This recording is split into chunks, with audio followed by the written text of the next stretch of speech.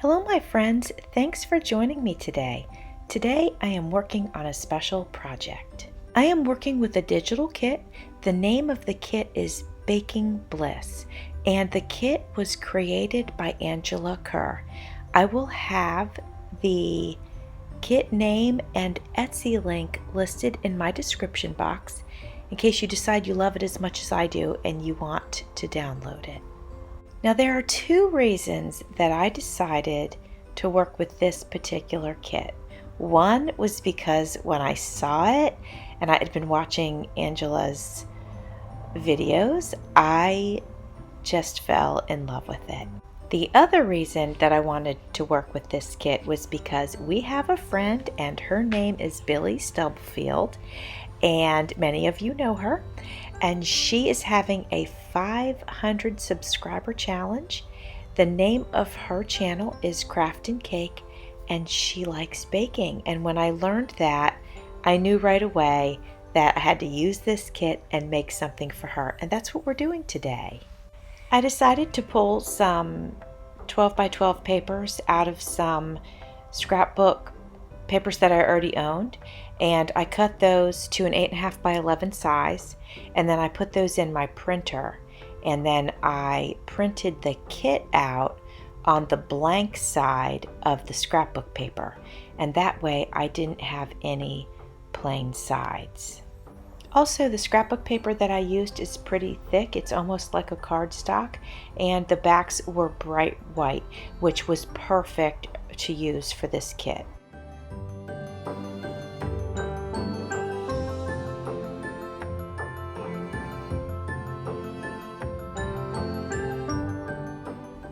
So here is the first page coming out. This is the kit, and then this is the scrapbook side. Many of you know that I dye my own papers, so this is the bin that I put all of my hand-dyed papers in. So I'm just going to go through that. I think I'm going to use mostly pink because I think that's going to go really nicely with the kit. So I have them filed in here by color. So I've got my dyed music papers in there. I have brown coffee dyed. I've got my pink, I've got green, I've got silver, I've got grungy. I have just a nice variety of papers that I've created. Now this is a vintage book that I have, and I got this from my friend Marie at Hope Vintage Sales, and I'm going to go ahead. I haven't pulled anything out of this magazine as of yet, but I'm going to go ahead and do that today. There are some it's an old magazine, so there are some very high quality, strong staples in there that I had to arm wrestle with a little bit, but that's okay. I'm pulling out the pages that I want, and I want them because they have plates, silverware, all that good stuff, and I think that's going to look really good inside of this journal. I did choose one piece of my purple coffee dyed paper, and you saw that there. I just folded it, and then we've got some vintage music paper that has some pink splatter spray on it, and then the rest of them are pink coffee dyed papers. Oh, actually, this piece here is a piece of like parchment paper, and it had a little bit of pink on it because I was drying some pink papers on it about a couple weeks ago.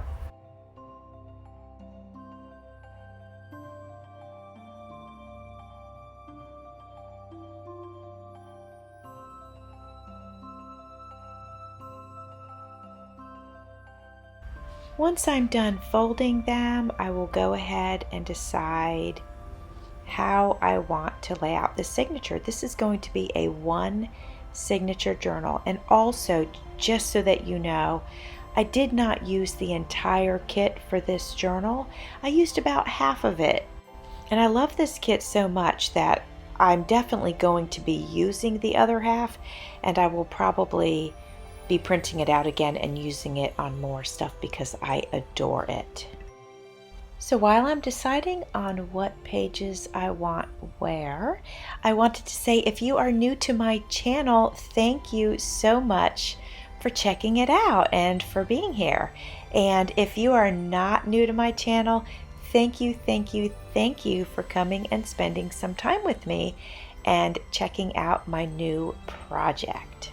I hope everybody is well and good, and I am sending you some sunshine from Florida. We have had some sunny days and some warmer days, and I share that with you not to make you envious, but to remind you that spring is right around the corner for you if you're up north, and it'll be warming up for you too very soon. Let's go ahead and do our flip through. This is the cover, and the cover is made from an 8.5 by 11 piece of cardstock with a piece of fabric on the front of it and also on the inside of it. I also had embellished it with a handmade vintage doily. Before we get too far into this, I want to let you know that I received a package from my friend Crystal, Vividly on Paper, and she sent me some beautiful things in that package, one of which is this little pin I'm trying to show you, but also she sent me some tags and some doilies, and I used them in this journal. In this pocket was a tag given to me by my friend Robin, and I thought it just was a beautiful match for this journal. So I popped that in the first pocket, and then as you can see here is a piece of the vintage magazine. The flower in the corner was given to me by my friend Kathy of Kathy's Favorite Things, and then the flower that I just pointed to was also a gift from my friend Crystal. Here's a piece of my purple coffee dyed paper. Oh, and I have this vintage recipe card of chocolate cake, and I just thought that was perfect. And I had lined that page with some vintage, I don't even know what we would call that strip of yarn stuff. I don't know, yarn lace? I'm not really sure. Anyway, moving on.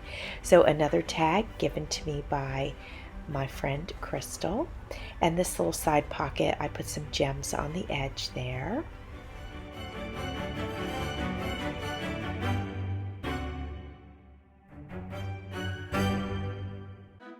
I took a, what is this? This is, yes, a guest check. And I backed it with cardstock, and I put that in an upper pocket. Another tag from Crystal, and that pocket is on the vintage music paper, one of the doilies that she gave me, and I attached that to that crinkly, what is that paper? Like parchment paper. This side tuck here, also I put some gems kind of in the middle of it, just to dress it up. I wanted to keep this journal really clean and fresh looking, so I didn't over ink it, and any inking that I did do, I used blue, teal, pink, and peach. So I kept it light. I didn't want this journal to necessarily have an antique look to it.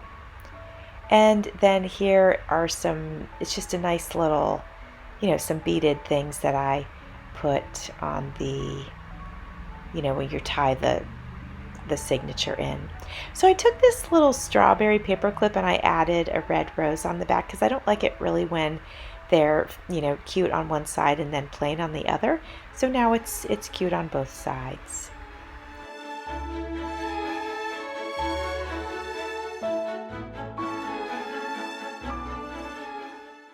Another tag that was given to me by Crystal.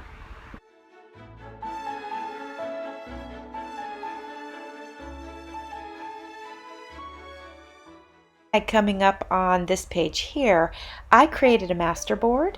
So I used a piece from the masterboard, and then I just added some little fabric roses to it.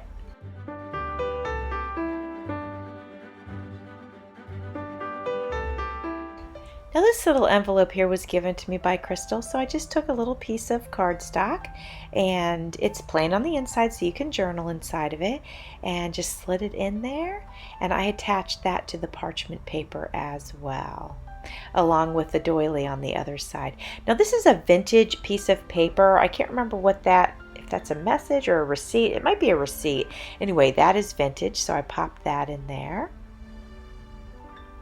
Oh yeah, and this little cutie, this was given to me by Crystal as well. It's got the little lamb on the little scrunchy paper, and then what I was unfolding there was like a a score sheet, and this is a vintage recipe card, authentic.